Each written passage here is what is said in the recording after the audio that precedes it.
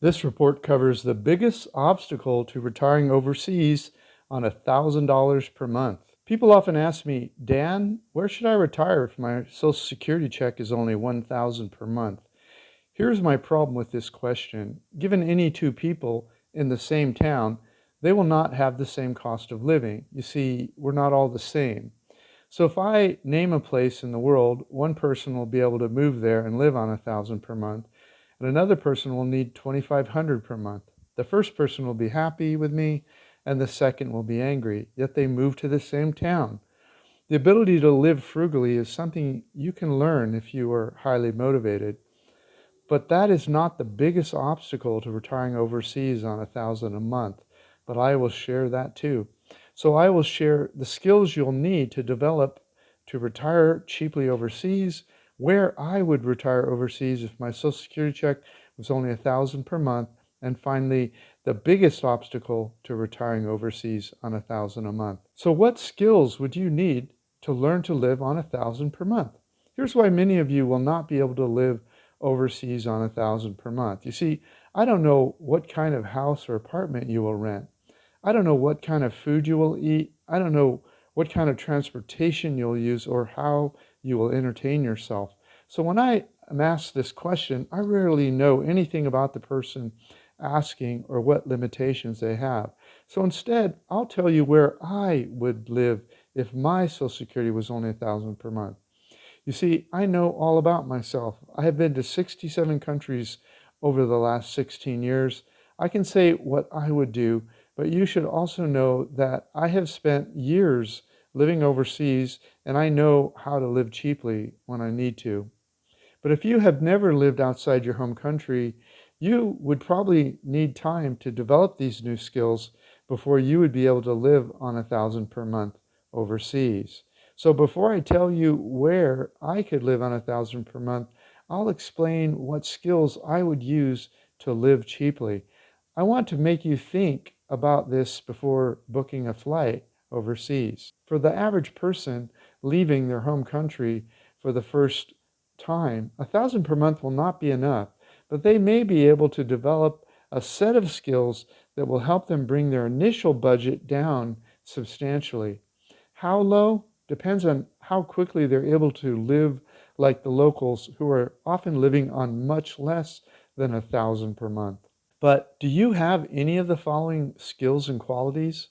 I know how to cook, so I would not have to spend much of my budget on restaurants.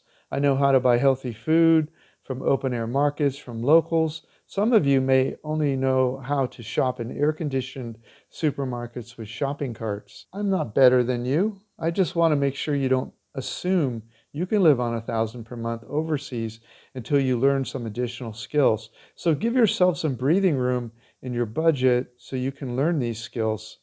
I have spent so much time outside my home country, I know I could live in local style accommodations. That might be a challenge for some of you. I know how to put my feet on the ground and find cheap long-term living without using the internet.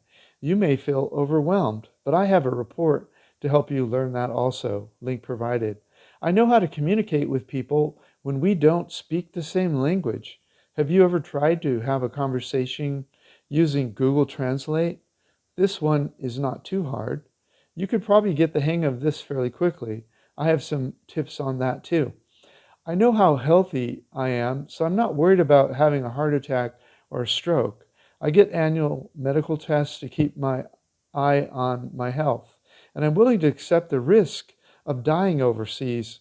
If I get sick, I will feel comfortable being treated by the best doctor qualified to treat me in a medical tourism country somewhere in the world, and I'm ready to pay for it out of pocket. You should probably get health insurance instead. That extra expense is likely to push you over $1,000 per month.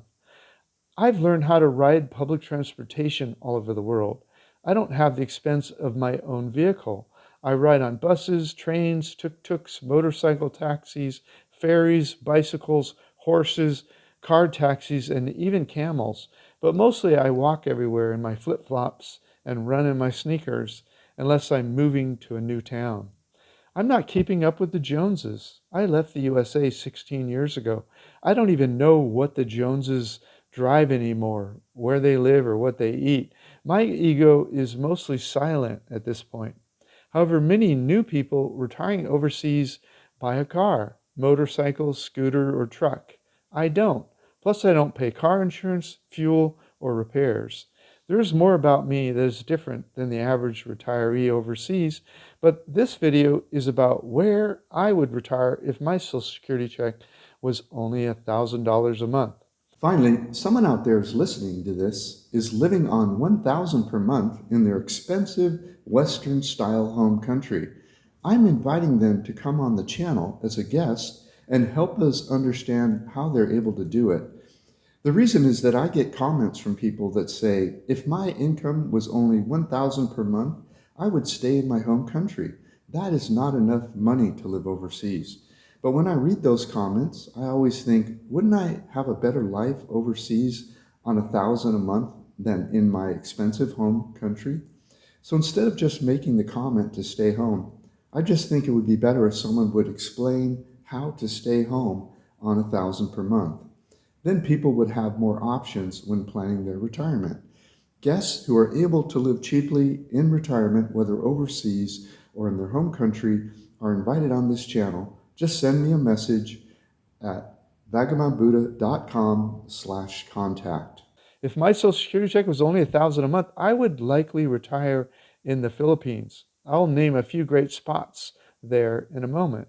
Other than the large, more expensive cities and high-end tourist zones around the Philippines, I would be able to use my skills to find affordable rents, food, transportation, and entertainment. However, there are a few reasons I would not retire overseas if my Social Security check was only $1,000 per month. First, I will share those, and then I'll share the biggest obstacle to retiring overseas on $1,000 a month. I would not retire overseas on $1,000 a month if I did not have significant savings in case of emergency. We can never know what challenges we will face in life. What if I suffered a significant illness or accident? I would not retire overseas without emergency savings. I would want to have significant money set aside to pay for health care overseas. I already explained I don't have health insurance overseas. I'll put a link below explaining the two biggest risks of retiring cheap overseas and how to be ready when they happen. I will not retire overseas if my $1,000 per month income was not increasing annually with inflation.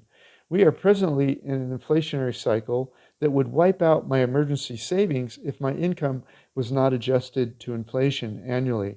However, I might be willing to retire overseas without a pension cost of living increase if I had another growing income source, such as taught in my hobby income course, link provided. I would not want to retire a great distance from a proper health care facility if I was not in good physical condition. After naming a few spots in the Philippines where I would retire on $1,000 per month, I'll share the biggest obstacles to retiring overseas on $1,000 a month. Since my health is great, I would retire in either Puerto Galera, Dumaguete, Baguio, Siquijor, or Panglao-Boho. If my health were to deteriorate, I would retire in Baguio or Dumaguete.